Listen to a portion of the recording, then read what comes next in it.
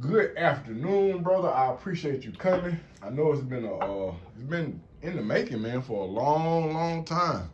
I appreciate your patience, cause it's been on me. It's been on me. I ain't had my ducks lined up. But for the people who don't know, um, this one of my OGs, man. Like who taught me a whole lot about the game. But for the people who don't know, man, do me a favor and state your name. My name is Coach Darrell Steele. Okay. Reason I say Coach because some folks don't know my name, so all they know is Coach. Coach. Yeah. Coach. Yeah, yeah. I believe when did we meet, Coach? It's been over 2005, 6, 2006. Okay, I came home in 2006. I think it was through you came home in 2006 and I was right behind you in 2007. I think it was through what's my man name? I want to say Brown. No, You know what I'm talking about? No. We were there in 6. And we worked with Miss Peggy, and we were doing with the kind of short sister, Miss. We were in the class together. What class? Remember when we did the business professional bit? Oh yeah. Okay, yeah, it go back. That's 20 years. That's 20 years. I was a teacher's aide. That was 20 years ago. Damn. Yeah, we was It's been that aide. long. Yeah. Oh yeah, that's before 06, Coach. They're about 05, 04. Yep. Yeah. It was 05. Okay, 5, 10, 15, 20, 25. That's a long time, man. That's a long time, man. I have learned a lot. But when we connected in the court system, I was working with, I want to say his name is Brown. Remember Brown who had... I remember Brown. Mr. Brown passed. Yeah. And I remember you had already transitioned out. Right. You were able to meet with them. They were doing FIP. Yeah, what's FIP? Formerly incarcerated people. Facts. And you were working with them. Mm-hmm. At that time, you had... I was rough around the edges, too. You wanted me to meet him. Yeah. I was already working with Dr. Hall. Dr. Hall is the guy with the Jerry curl. Yes. Is he still alive? Good question. I think he is. Are we having an open conversation or are we going to pass by some things? Because I know this your interview, but I got... It's okay. I mean, just let it be natural. You got to be careful with Dr. Hall, man. Dr. Hall used to be with that nonsense, man. I know Dr. Hall has tried every young man that's been around him. Okay, so now it's out in the open. I don't know if I told you, but he tried me. Yeah, I know. He tries everyone that's been incarcerated that he feels like he does it to find out if you know who you are. And if you slip, he got you. Yeah. I've seen him do a lot of little dudes. Man, he told me, look, this how he had me. He was taking me around to different places, and I was meeting politicians. I mean, people that I'm seeing on news. Yeah. And I was just like, oh, man, this is what's going on. Yeah. Dude had me, pick him up, drive his, all types of stuff. And then one day we was having a conversation, and then he asked me about my personal life, about, the females I was interacting with. So he never said my name right. I never corrected him because I always just like to keep a little mental distance. So he called me Damien. Yeah, he used to call me Davey. What? Yeah. So so one day we was having a conversation, man, and he was just like, so how's your relationship life going? So I explained it to him. So long story short, what this dude told me was, he was just like, yeah, because your personality, and he says, it's too strong for a woman. He said, it's too strong for a woman. That's right. You need a man. I said, man, now for me, I just did a decade at Alto, man, and I didn't succumb to no nonsense. Exactly. I come to the streets and switching up my sexuality. I said, man, I looked at I ain't even get disrespectful with her. I just bagged away. I was like, this dude gonna make somebody hurt him. Then I started thinking about, because I had heard other people say they had interacted with him, and he has done some good things in the community. But I was like, this dude is a different kind of person that will catch you and try to take advantage of you in any aspect. But to do that is weird, bro. It's very disrespectful. I would say this, that that the brother, Dr. Hall, was instrumental to opening some doors for me. Okay. I was fortunate enough that he didn't feel comfortable coming at me like that because, one, he knew I was married. Right. And I had my 2 sons. So usually and I always had a little size on you too. Yeah, to some degree, to some degree. Yeah. And then I would always make it clear. Yeah. You know, I don't play a whole lot of games like that, man. Yeah. You know, I saw what was going on with him, and I would call him out about it. I said, Doc, how you gonna get yourself some serious shit messing with these inmates coming out of prison? I said, you know, because he had 2 living at the house. What? Yeah, he had 2 living back in his back room, and you know, there's all kind of foolishness going on. They stayed in that little bitty stinky house. I don't know if you've been in that little bitty house. Never been inside the house.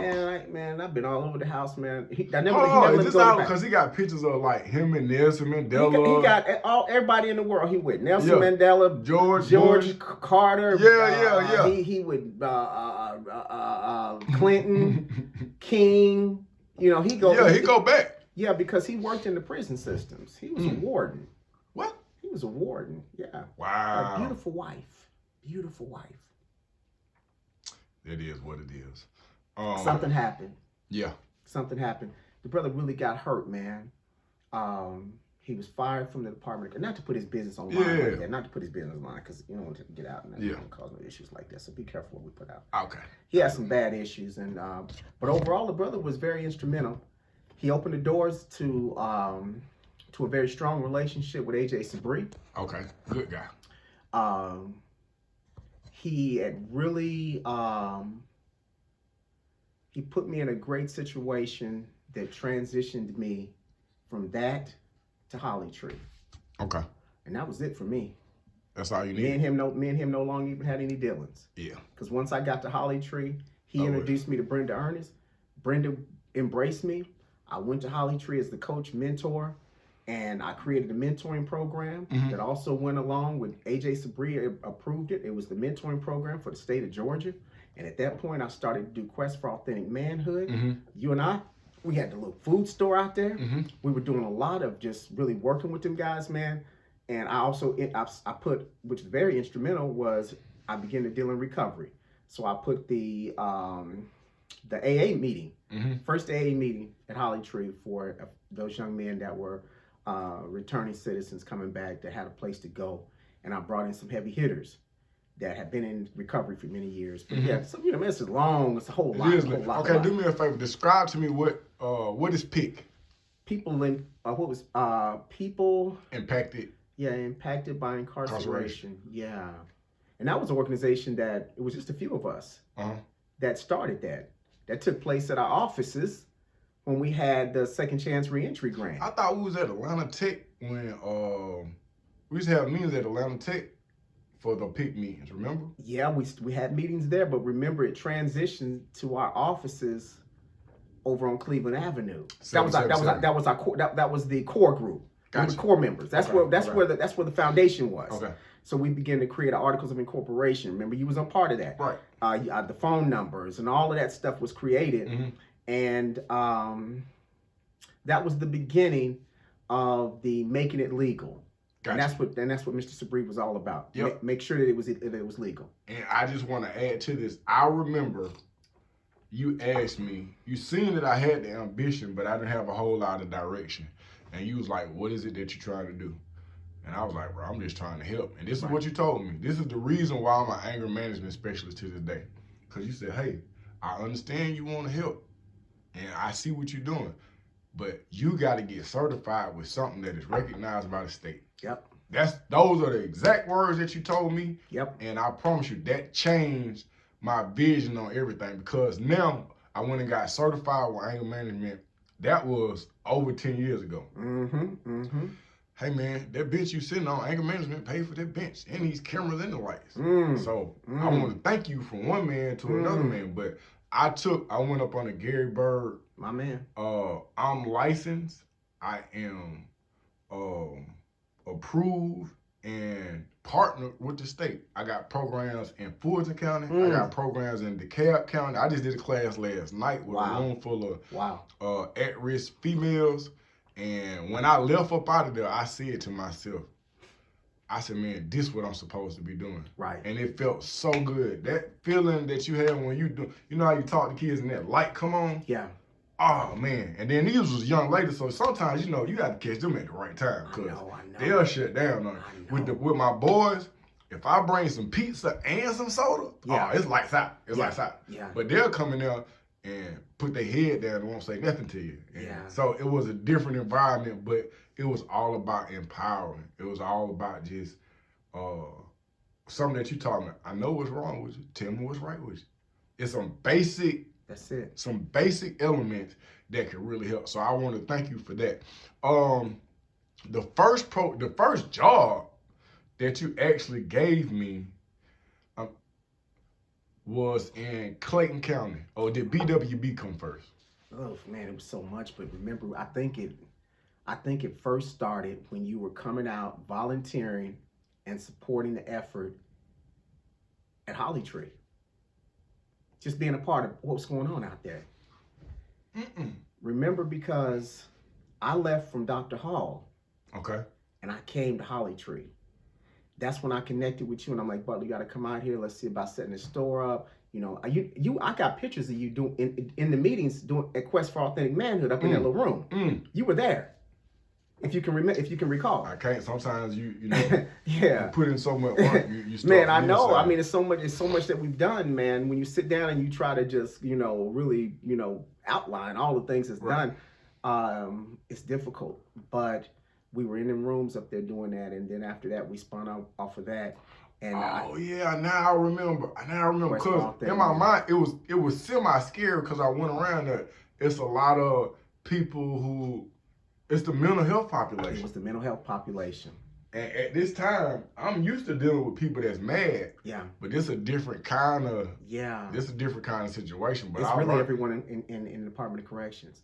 The more that I've studied, and the more that I understand the mental health, and what got a lot of us there was the trauma, the abuse, the lack of undiagnosed, and people not recognizing it. But so when it showed up in the schools, in the classrooms, we were diagnosed as disobedient, rebellious, don't want to learn, don't want to listen, but didn't know that there was so much that we had going on in terms of trauma, that we couldn't sit still. Right. We couldn't stay focused on what was going on. And it's not always about medication. What I'm learning more now is, man, we ain't had the best healthiest diets. Right. We didn't have the best family lives and support. If you had a father at home, you were lucky. But it was always mom. And we know the trauma that mom was still dealing with from all the brokenness she had. So it just matriculated down to the sons and to the daughters, and now we're products of it. Some of us now are being diagnosed. I just got noticed the other day, somebody told me the other day that I qualify for, when my dad came back from Vietnam, that Agent Orange, which caused a lot of the mental health and issues that my father was having, that he passed it on to me. I was on Ritalin. Wow. I didn't know I was on Ritalin. Yeah. They told me, Mom, I looked in the books, I looked at them, I'm like, what's my was? She said, boy, because you was all over the place. Yeah. That's not the way you diagnose that. Yeah. But, man, when we look back over our history, it all comes to full light. I struggled in school. Yeah. And I didn't know why. I didn't know why. I couldn't understand how I couldn't pay attention. I couldn't stay awake. I was always had other stuff on my mind, sports, girls. When it came to the classroom, like I clocked out. Yeah. I couldn't get it. Bro, I couldn't get algebra. Right. I did not get, now even though you seen me teaching algebra, I couldn't get it when I was young like that. So man, it's taken a lot. And look, put a pin on that, and I'm gonna bring up a name. You tell me the first thought to come to your mind. Jimmy Jackson. I sent him $12 yesterday. You look down at your coffee like he should put some liquor in. I sent him 25. It was 12 or 25. I didn't want to. Yeah, but Jimmy you just got out of prison about 3 weeks ago. I'm gonna tell you this. And this is what changed things for me. I had a Malcolm X moment. Remember when Malcolm X was standing outside and at the police department? Yeah. And then he was like, yeah, that's Brother Johnson. And then he was like, oh, all these people outside. He was like, these are brothers of Brother Johnson. And then he was like, bim. And then everybody moved. I saw you going to a courtroom. Jimmy Jackson had an armed robbery. You thought Jimmy Jackson had an armed robbery charge. Robbery, an armed robbery charge for robbing a Waffle House. I remember this. I seen it with my own two. I seen them do it. Yeah. Hey man, I seen you go in there and He was on your caseload, right? Yes. I remember you went in there and you talked and you pleaded like it was your son life. Yeah.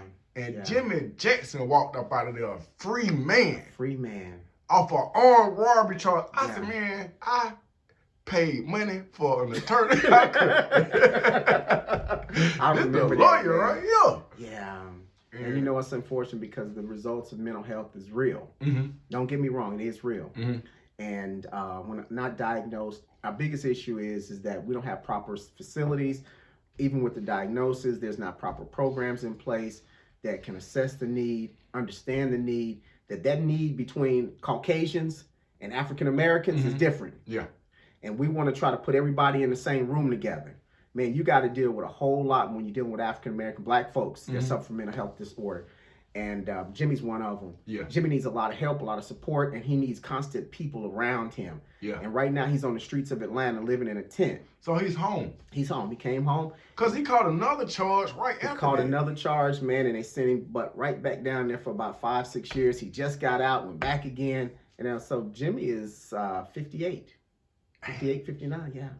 He's been in prison mostly all of his life. All of his life. So now he's down on the streets of Atlanta, man, and I'll have to get down there and see about him.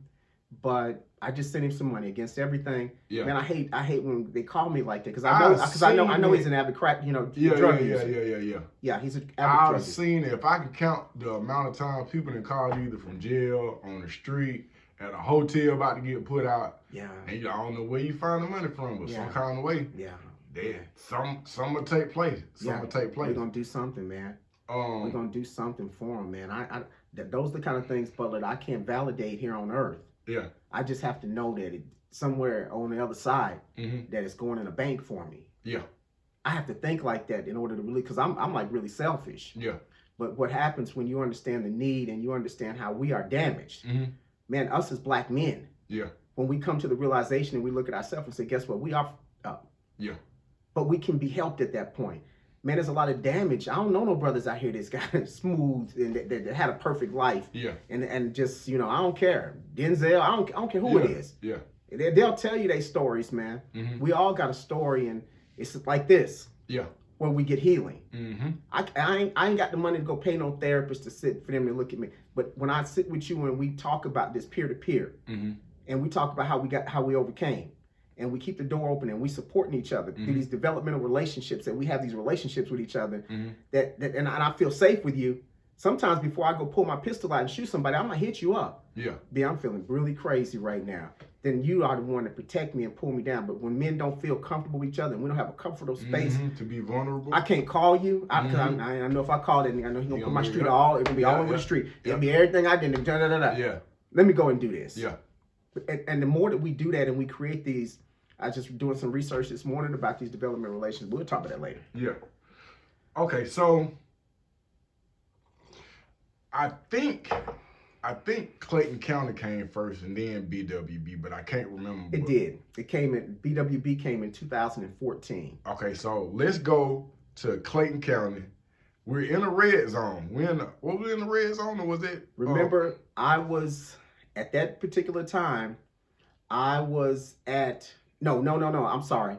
We were at BWB. We left from Holly Tree because I was like, dang, I had that blow up with them over at Holly Tree. Yeah. And I don't want to talk about that because that was a female situation. Yeah. And so me and Brenda, blah blah blah blah blah. I left, and I went to I got a pull to come to BWB, Baxter. Yeah. I met Baxter through Holly Tree. Because Baxter was looking for Holly Tree to be a place to house guys. Yeah. I happened to catch his number. We got to talking. I broke away before that, though. Yeah. Because I went over in the West End. I was doing them houses. What do you mean? I had houses over on Gertrude, all over on ML. What was you doing with the houses? Man, we were doing transitional housing. So I had houses over there. I had the guys in the program that were suffering from, that were being kicked out of Holly Tree. I would go get them. I would go get them. Man, y'all come over here. You can stay here. Yeah. You ain't got nowhere to go. I just need y'all working. So I was taking dudes down to I have a truckload of people, man, going down here to the racetrack on 1941 out there, the race, cleaning up, doing stuff, building the ramps, Doing that, all them dudes had 12 people in one house. Wow. Everybody on drugs. Everybody didn't have nowhere to go. And I hear from probably just about all of them calling hit me up, just say, Coach, what's up? Because the number ain't changed. I don't change the number. Yeah. I don't change the number.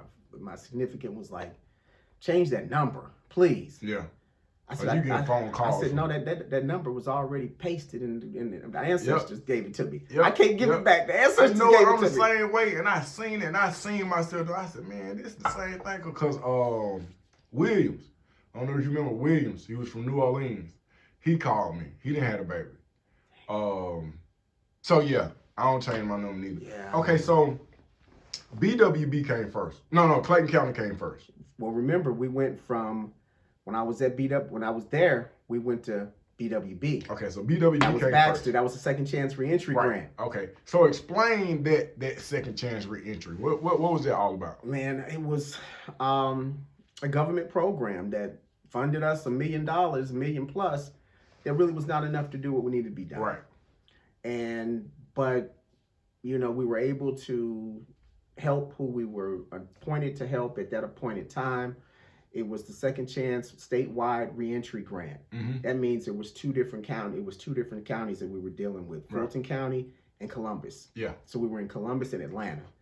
So we had a total of 600. It was two offices. Because I remember we used to. That's right. We had the two different offices. Yeah. I learned a lot at that job. I learned first when we used to turn our notes in. I'm just writing notes.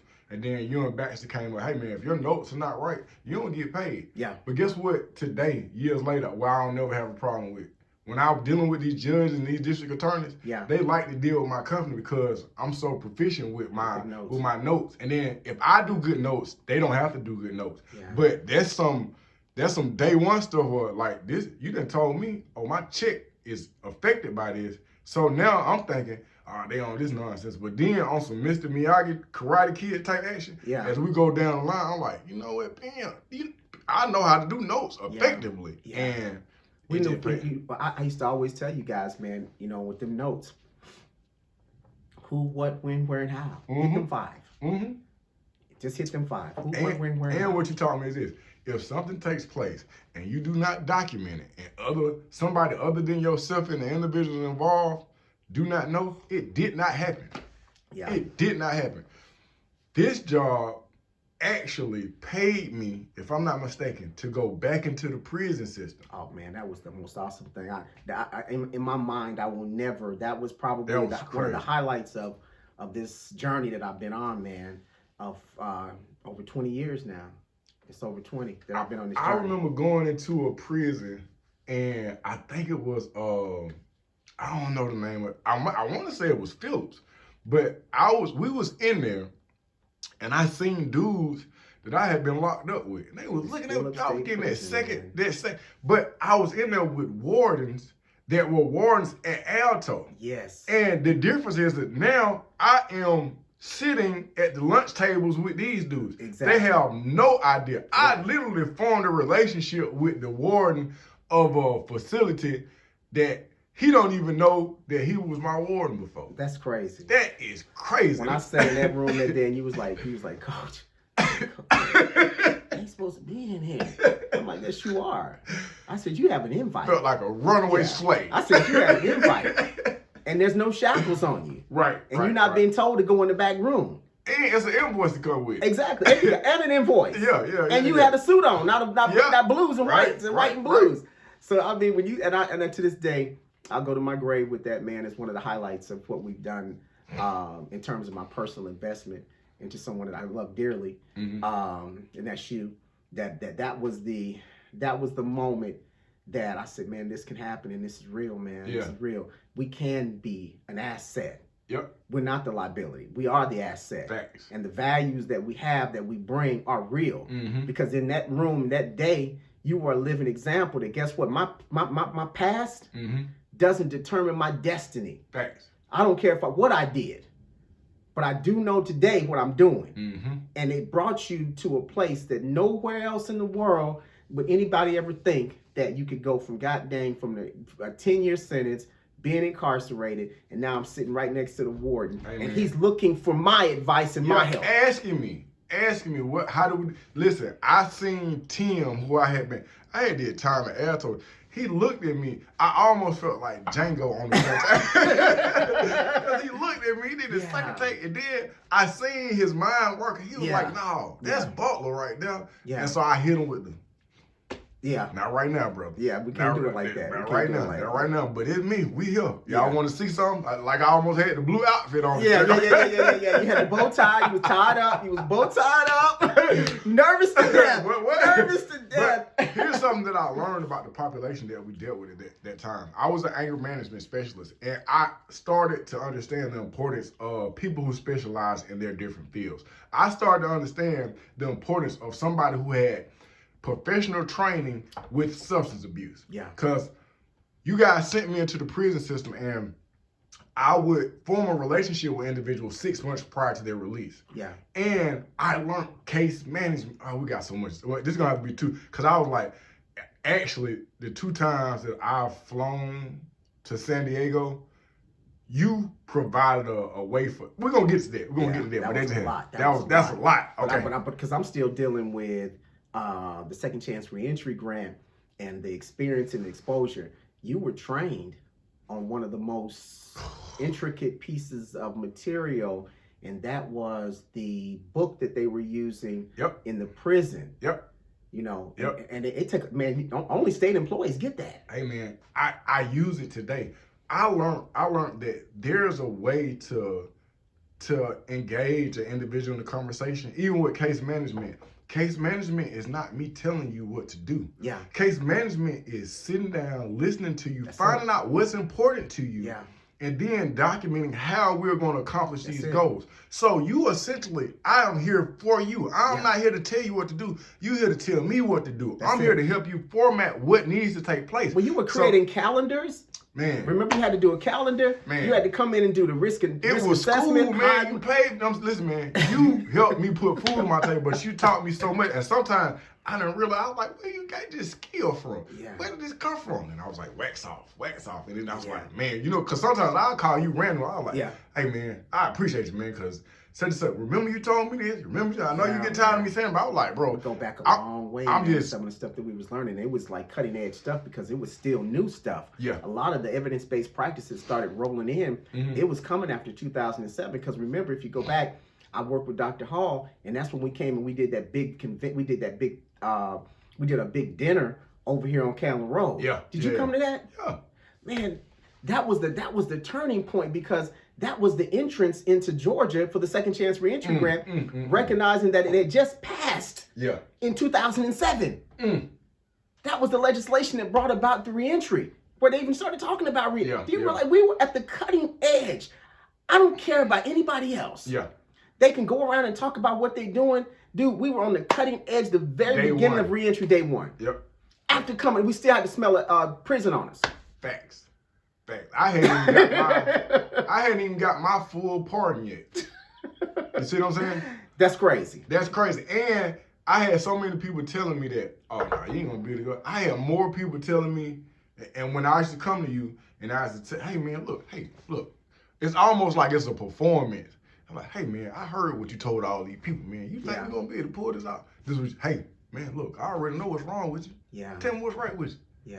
All right, bam. All right, then leave it. So now, the name of this page right here is Best Day of My Life. So what I'm saying is, some of the things you put out there, they get translated, but the core of it is there. So when anytime anybody asks me how I'm doing, guess what I tell them? Man, it's the best day of my life. I don't know how to get no better. God got to slow down because I can't even catch up. But what I've learned is that when you put that energy into the universe, the universe got a responsibility. It's got to. You see what I'm saying? Always. It's a good thing because we talked about it the other day that in terms of the universe and our efforts and what we put in on a daily basis, positive affirmations, positive work will return a positive result because that's the way the universe is designed.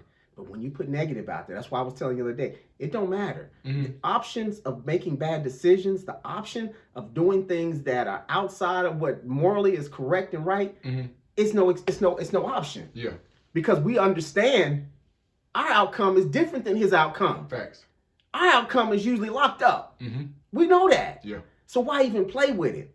And when you stay in there, and no matter what happens, man, you just say, I ain't saying we perfect. Mm-hmm. I ain't saying we step in the gray. Mm-hmm. But we know how to get back over here. That's it. Real quick. Real quick.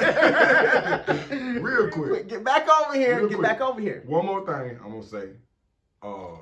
You taught me, hey man, sometimes you just got to show up.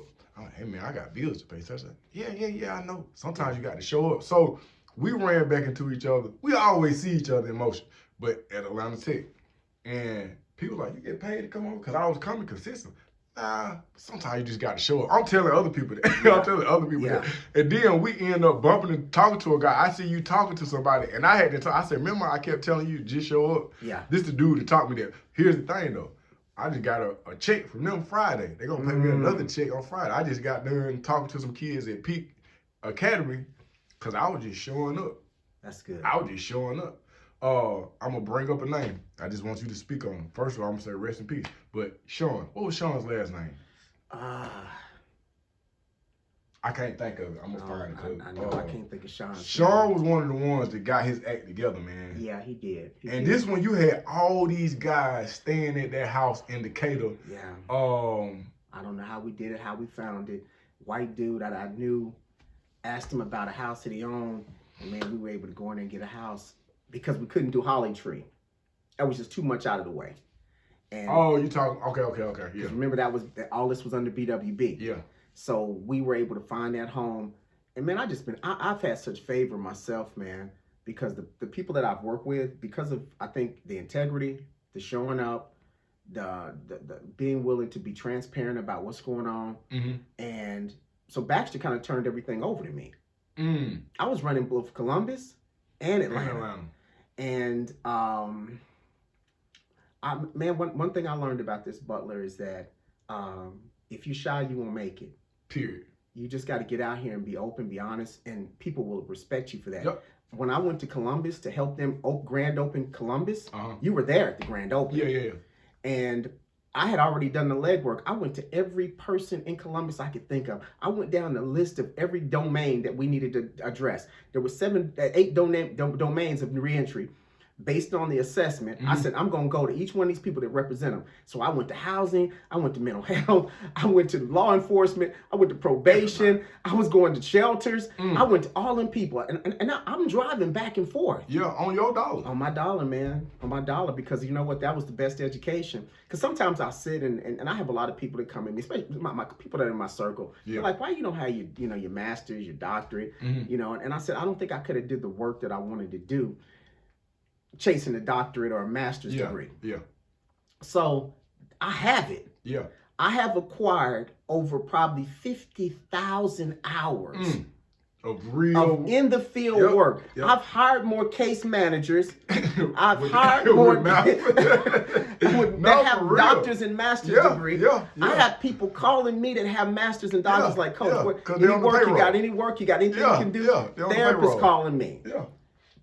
I'm trying to help them get through their situation. Yep. God said I would teach. He already promised that he said he would bring you before kings and queens, and that even those that were below you, that were above you, but now he would move you above them, that they would come to you. And I see that. I've seen it play out, and I'm still seeing it today. Yeah. Even on this grant that I'm on right now. Yeah. I didn't come there to be running this thing. And now I'm seeing it more. I'm not moving. I'm just showing up. More. I'm not going to move. I'm not going to move. I'm just here. Yeah. More. And it was all because of the relationships, man, that other people didn't have. They didn't know Sister Danielle. Yeah. They didn't know her. Yeah. But when I walked in there door, I'm like, Danielle, I need you. Yeah. I need these kids. Yeah.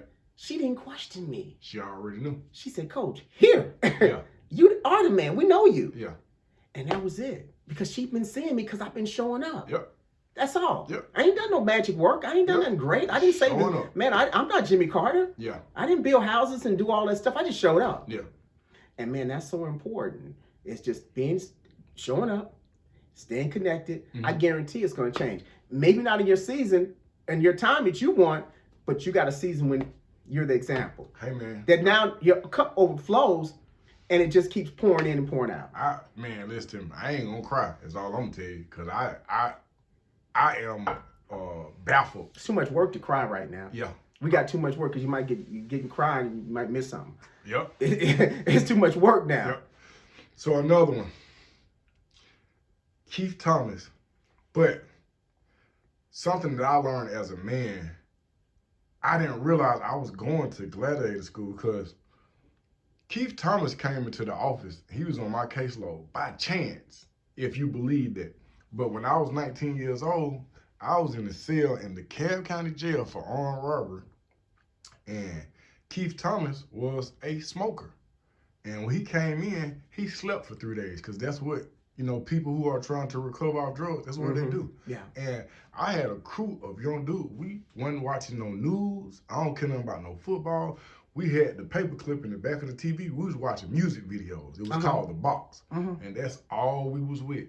And Keith Thomas, what I did not understand about Keith Thomas or any other person who has a drug addiction is that is a man. That is a human being. Yeah. Yeah. And when I tell you that Keith punched me in my mouth one day when we was in jail, I said, man, they ought to handcuff this dude, man. That's a criminal. That wasn't the J you thought he was, huh? Hey, that man slept and rose on the third. That wasn't the J no more. Hey, he went down to J, but he came up. That man hit me on my. Then when he came into the office, because we had what was the Caucasian lady's name? She was anyways. So when his name came, nobody knew who he was. Y'all used to just put people on people's caseload. Yeah. But I said, Keith Thomas is on my caseload. And when I told her, she just started laughing. As soon as he came in the door, she was like, yeah, so apparently you've already beat up your case manager. Yeah. But as a man, what that did was that put me in a situation where I had to see myself and everybody that I dealt with. Yeah. I had to see not what you was, not what they labeled you. Yeah. I had to see you and see myself in you. Yeah. And me and Keith Thomas formed a relationship that was so strong. He was on my caseload and graduated out of the program. He actually worked for me for a couple of years. Okay. Now, he did eventually end up stealing my truck. But when he stole my truck, I understood that, guess what? That is not him. He has a chemical imbalance, and the drugs got a hold of him, bro. And I was at a weird time because when I got my truck back, mind you, I'm trying to form a relationship with my child. I get my truck back. When I get it back, one day I'm cleaning it out, bro, and I lift the seat up. Mind you, he stole my equipment and I remember my laptop, and I'm cleaning the truck out. Bro, I got used crack pipes in my truck. And I said, man, as a convicted felon, had I got pulled over with this, bro, I would not have been able to explain this. Yeah. You see what I'm saying? But guess what? My relationship with him, my respect for him, it never diminished, and it never stopped the work that we had to put in. People that stole from you, I done seen them or heard about this going on. Somebody might break into the building. Yeah. But you still got an obligation. You still have something that's going on. But if you could speak to your compassion for individuals who, in my personal opinion, are habitual line steppers, and some kind of, I was like, coach gonna let them back in, cause you be like, oh, if you don't do this, you're gonna get kicked out the house, you're gonna get kicked out the program. But some kind of way, you'll find something to do. Okay, this is what I need you to do. I need you to pick all that trash up. Yeah. And then I ain't gonna just give you the money. I was like, coach, we could have picked that trash up a long time ago. But I seen you put people to work. I was like, what is he doing? I was like, shit. Well, if he's here with coach and he's doing something constructive, it add to his life. Where does that come from? Man, let me tell you something. As you're saying that, I think you were there. We were at that little house in Decatur. Mm-hmm. We had a kid by the name of Eric. I remember I talked to Eric Call all the time. Is he still alive? Yeah, Eric is he's married. Yeah. And got a great job. He's up in Douglas County, somewhere up in South South Georgia. Georgia. Eric, man. Got married, man. I didn't get a chance to make it to but nevertheless, Eric and I had a run-in the front yard one time. He was all ganged out, supposedly. Oh, yeah. Talking trash to me, talking about, what he want to do, and he ready to do it with me. And in my mind, I had all these other guys standing out in the front yard. Everybody was listening. I'm saying to myself, okay, I need to do him. But it was something about that I heard a voice outside of the mess. That the little boy that was damaged, I heard him crying. And that's when I heard, I don't know how I heard this voice, but something said, don't do it. Because I remember going into the Clayton County, and I think you were with me, the transitional center, and meeting with him. I do remember that. Man, I heard him crying then. And it was the same kid that had been released. I'm ready to go, man. Had his little hat on, little Muslim. Yeah, it's cool. You remember all of that? Yeah. We was in the transitional center, man. So much we done done, it's hard to remember. Yeah. But I'm just saying, relating to that and the transition for him and the journey for him ended him there. And if I would have got into it with him then, we don't know what the outcome would have been, but it would have interfered in his journey. Sometimes you got to remember, Butler, that it's not your journey. It's his. And if you come in and you affect the universal thing that's working in that. The only thing that you were responsible for to do was to allow him to be him, his best self. Yeah. At that point, that's the best he could be. Yeah. And the best that he could be led him to making a decision to pull out a weapon and shoot someone on a train and end back up in prison. But guess what? He needed that. If I would have moved or shifted the slight movement of the universe that was already had his plan to go already back to prison, I could have killed him. He could have killed me. It could have been crazy. He could have went and got his gang. He would have been a lot of things, but it didn't. Yeah. I peeled back and said, you know what? You good, man. All that stuff you talking, I'm going to let you have it, Eric. I'm going to let you have it. Because he was running his mouth, man. Yeah. And it turned around that he wasn't ready at that time. He just wasn't there. Yeah. So my role was not to be judgmental, was not to try to convict him. He had already been convicted. They had already judged him. My job was to be present. Yeah. And to listen. And to come back and tell him, you know what? All right. Keep doing what you're doing, man. Yeah. That's all I need. If you're going to be here, these are the things that you need to do. Yeah. I love you, man. Yeah. I love you. I'm going to love you no matter what. Yeah. I've been sent here to love you. Man, everybody ain't heard that. Yeah. Everybody he done dealt with, man, want to fight with him. And, and if he heard love from another man, it was something sexual. Yeah. Because, see, I know that happened too. That's the kind of stuff they don't talk about. So now here it is. I'm standing here, this big old dude. I'm like, dude, I love you, man. Yeah. I got you. Don't worry about it, man. But you got to follow the rules. You got to do this. You can't be doing this, this, and this. And if you do that, I'm going to do this. If you do this, I'm going to do this. And that was it. But it was a couple of weeks later, he was gone. Yep. He made a bad decision. Yep. Sending back to prison. He grew up. He's out. He's married. Got a family. Not to say he don't still have challenges.'s still going through stuff. But at least we know that he's in a place right now that his mind is stable. Yeah. Because an unstable mind is dangerous, man. Ain't no telling what happens. And that's what, so that whole story brings about what relationships do. Everything we've done is all based on our relationships, man. It's those professionally developed relationships that we put the time in because we spent the time to understand the culture. That's a plus. That's why you got a check. You didn't get a check because you were smart. You had a master's degree. You had a doctorate. You got it because you had the most important thing. You had the lived experience. Boy, what you brought to the table, the world is looking for you. I don't know if they can even afford you. I know they can't afford you because nobody can go away from 10 years and come back and God has blessed you, beautiful home, beautiful car, beautiful children. You know what I'm saying? And he's still pouring into you. Facts. And you're going to be doing this to your 70s, you'll be 70, 80, you'll be up there talking about still doing it. Miss Petty, 88 years old, she's still pouring in, still doing it. Yeah, that's what he's here for. While we on there, I want to, because I seen you in motion so well, and I didn't even know you was there, but when I pulled up, there was a circle. There was a circle of young men, and I've never experienced or seen anything like this in my life. What was this circle? What was going on? Um, this was at the place in the West End. Mm-hmm. I'm on a whole nother project right now. Okay. It's a couple of $1 million came down from Jane Fonda. It's with a group and with some brothers, man, that are some real sharp brothers, man. I feel so like being educated, and they like, Coach, you teaching us, and I'm like, man, I appreciate being in the presence of brothers that are bringing me to another approach. This professionally, this developmental relationship through the research, through the research studies that they're doing right now. Mm-hmm.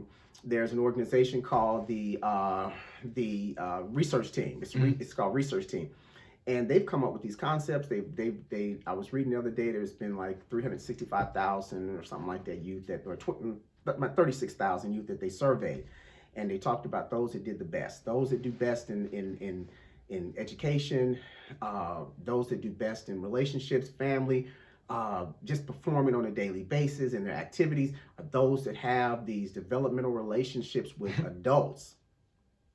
And those relationships create an environment that they're safe to talk about and safe to be able to open up things that it ain't about I'm not giving this to my peers. I trust you. And they're able to talk about it. But these mentors and these men and women that understand how we build these relationships understand that we have to be culturally competent. Understand the culture. Yeah. Understand that just because I'm out here selling dope, that don't make me bad. Right.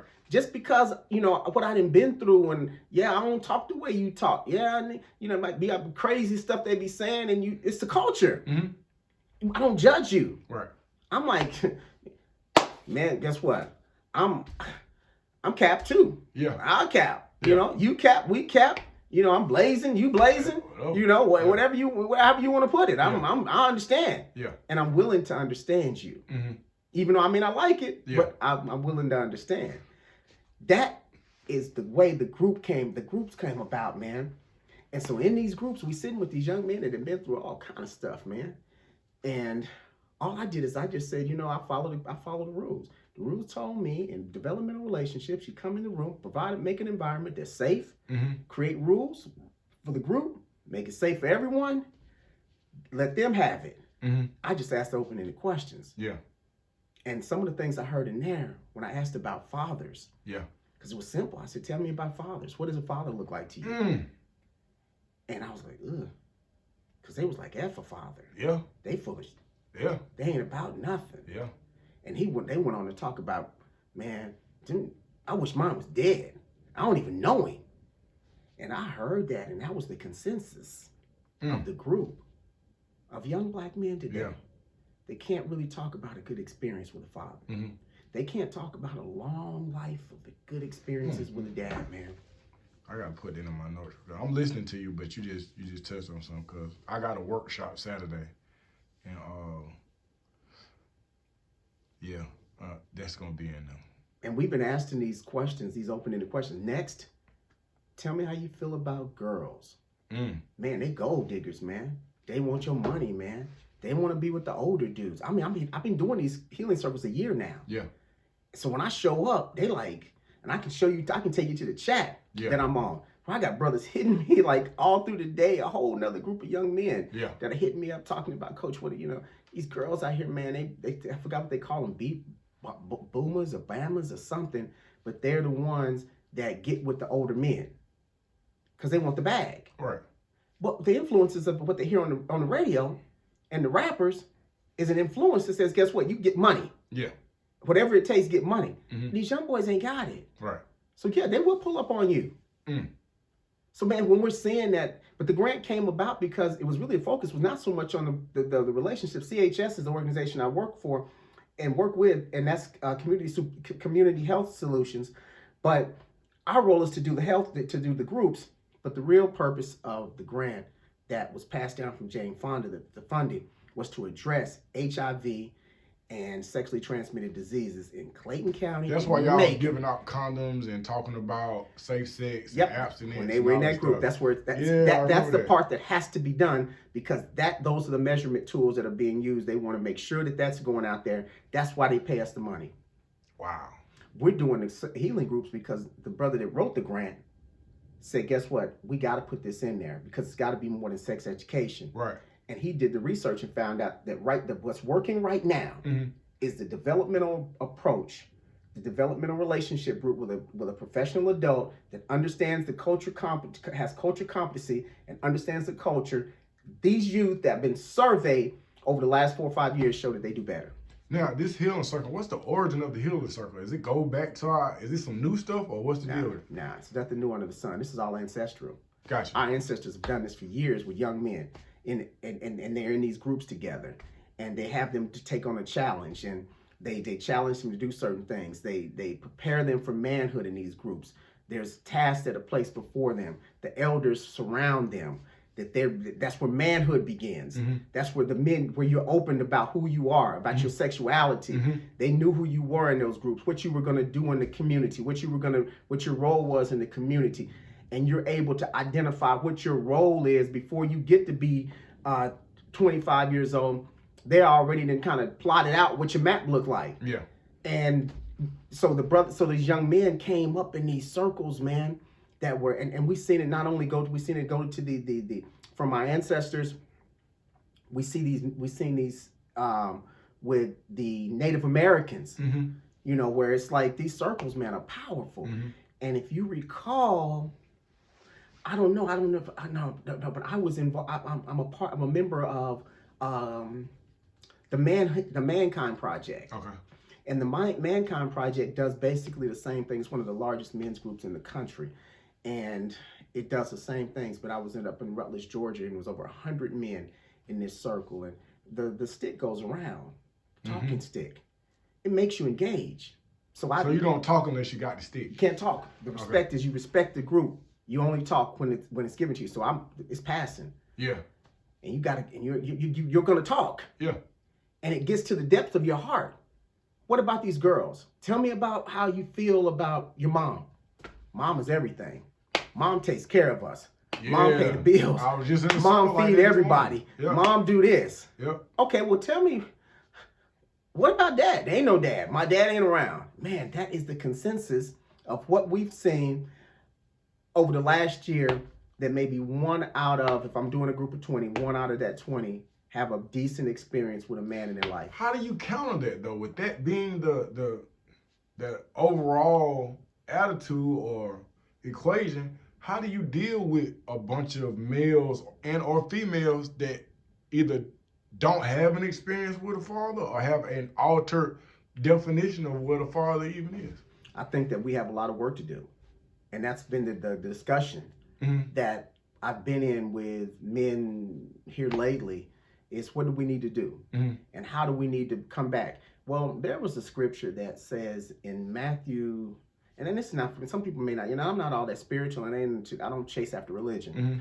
But I am a very conscious person and a very awakened person to the fact that there's many different types of doctrine, and that it goes way back before in Hinduism, Buddhism, Confucianism, way before Islam and Christianity. And understanding that those things that were written are things that were written for our behalf, and some of it was taken and mixed up. So that's a whole nother piece, because man has used everything to manipulate. But what I do understand is that in the book of Matthew, in the Bible, it says that God will restore the hearts of the sons back to him, back to the Father. What that means is that God is restoring it. He's going to have to be a part of this. I don't have the ability to do it on my own, because it really has to be a universal process that God restores these young men back to the hearts of the fathers. But you can't restore to something that's broken. And many of us are broken. And we don't even realize it. That's the scary part. See, what bothers me more than anything is to know that I don't know it. Yeah. The hardest person to rehab, to get them to go to rehab, is the person saying nothing wrong with me. I just smoke a little crack every once in a while. Yeah. Smoke a little crack every once in a while. You smoke crack whenever you can get it. The only reason they have that, you can't get it. Yeah. So man, the thing about that passage always reminds me The God is not through, and He knows, and He has the right time, and will be that when young men will come back to the fathers, and we will begin to understand how important. Because one thing I can tell you, if you live long enough and you have children, you're gonna be a father. Facts.